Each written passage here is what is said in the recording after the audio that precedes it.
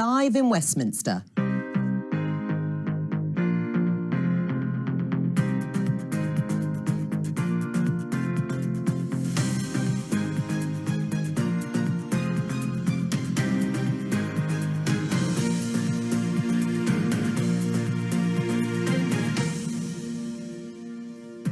With me today, former Labour Cabinet Minister David Blunkett, Conservative MP Nadine Dorries, The Observer's Sonia Sodha and money-saving expert founder Martin Lewis.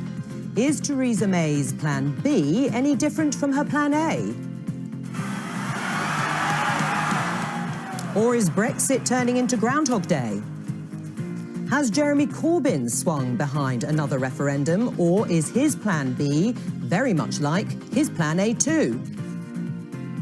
And how debt can affect your mental health. I've spent an awful long time feeling hounded and unable to cope because of my mental health and my debt. Right, we'll come back to that. Sonia, is there a difference for you between Plan A and Plan B? Well, there certainly isn't yet. What got presented in Parliament yesterday was Plan A. She hasn't secured any concessions, any significant concessions yet from the EU on the backstop. And I'm afraid I just don't have share Nadine's sense of optimism that those are a concession that she's going to be able to secure. The EU's been very, very clear. The backstop is an insurance policy. It's a backstop. Does what it says on the tin. It's there to guarantee that there's no hard border on the island of Ireland. It's very hard to see how you take that away. Because those guarantees have been given already by the Irish Prime Minister and that's certainly just not true. If you look at the very clear messages coming out of Brussels, the EU27, apart from Poland, the EU27 are absolutely united on this. Right. I do, however, still think that there is a chance she may be able to get her deal through without very significant concessions. And, you know, the strategy she is taking is running down the clock. And I think the closer it gets to the end of March, the more people like Nadine will look at this and say, well, actually, there's a chance that Brexit might not happen at all. Well, and that's pretty much what Nadine has said, but we'll come back to I think it will pass, actually. I think when you look at the Labour front bench have made quite supportive noises in favour of this amendment. I think if the Labour front bench whip in favour of the amendment, I think we could actually see it go through. And then I think we would be very much in uncharted territory. This is an amendment to a motion. It doesn't become law. But I struggle. If it did get sort of people, Yvette Cooper and... they're not games. That is really... These are MPs acting in the MPs national whose constituents voted. Let Sonia speak. Leave, turning on their constituents and saying they know best, is not a good look. It's absolutely not them saying that they know best. They're acting in the national interest. They know we've got a situation where Parliament is gridlocked, which is more than I can say for your government, Chris. They're turning around and to they're those saying who voted we need more for time. the And there is referendum absolutely... and saying that they don't trust the You people. are saying that to extend Article 50 would be toxic because it is in your government's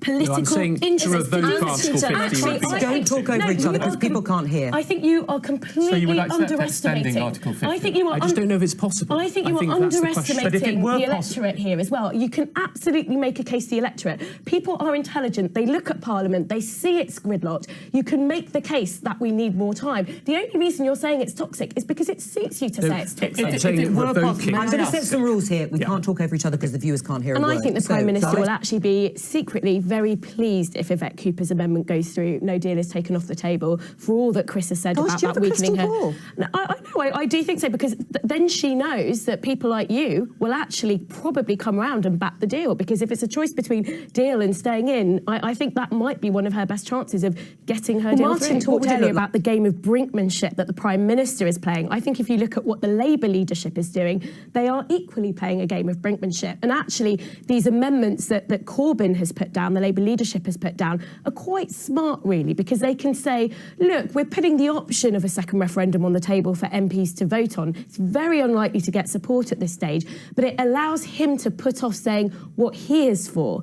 And I think Labour is going to have to move before Theresa May on this. And I suspect, it's not going to happen perhaps in the next couple of weeks, but eventually we may see Corbyn come round and back the idea of a second referendum. Hang on, he should be there. If his front bench are putting down an amendment for a second referendum, I mean, the clue is in the job title, leader. He should be there backing that do you know now. what? I absolutely agree with you. I think it's a massive failure of leadership on his part. But I don't think it's any more a failure of leadership than what we're seeing from the Prime Minister in not taking no deal off the table. So I think, on both sides of the House, we're seeing a total lack of political leadership, which is why we're in the gridlock that we're in right now. No party is taking the lead here. Right, well, let's bring in Chris Williamson, Labour MP and Jeremy Corbyn supporter. Massive failure of leadership by Jeremy Corbyn, Sonia says. The 29th of the 3rd with hashtag no deal.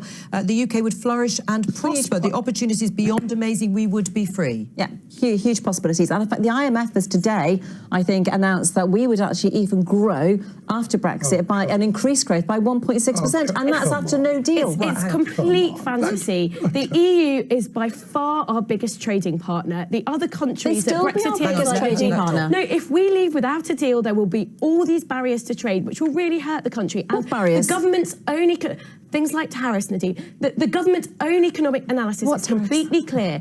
The areas of the country that would be most affected desperately by a no-deal Brexit are Labour voting areas in areas like the North East and the North West. I think it is absolutely shocking we've had a Labour MP on here today saying we'd cope with a no-deal Brexit. It's not going to harm Labour voters. Martin, what about your... That figure, the IMF have not said that in the sense of no deal there would be growth at that point. What do you say in response? Well, I was going to respond to Martin's point about political leadership. I actually completely disagree. I think the reason why more of us are identifying with Remain or Leave than political parties is precisely because of the failure of political leadership. People look to these leaders and they are not offering what they want.